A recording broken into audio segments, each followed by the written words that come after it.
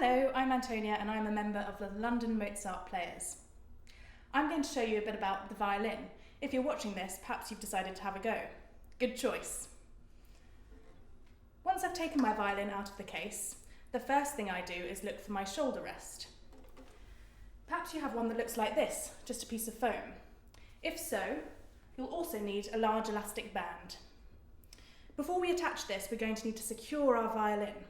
So the way I do this is I pop it under my arm, like this, just to make sure it won't fall down on the floor.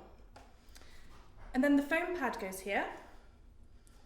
The elastic band goes over the end button, like this, over the top of the foam, and around the corner. So eventually, it will look like this. The other type of shoulder rest you might have could be this one.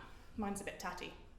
And it has feet. So the same system, I'm going to pop this under my arm and then slide this on via the feet. A good way to know if you've got it the right way around is to check the angle here. This curve should be going in the opposite direction to the curve of the bottom of the violin. So it will look like this. So, a little bit about the violin. At the top, this curly bit is the scroll, and it houses 4 pegs. These pegs are attached to the strings, these long wires, and the strings go all the way from the head, the scroll, down to the tailpiece. Along the way, we have this long black piece of wood called the fingerboard. This is where eventually our fingers will press down. And then here we have the bridge. Underneath the tailpiece, we have the chin rest, easy to remember, because it's where our chin will go. Let's move on to the bow.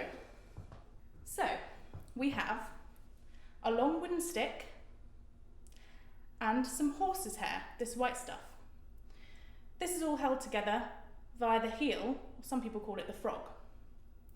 Before we play, we're going to need to tighten our hair on the bow. So to do this, I'm going to hold it with my left hand in front of me. My left hand must go on the stick and avoid touching the hair. And with my right hand, I'm going to turn this silver screw a few times away from me.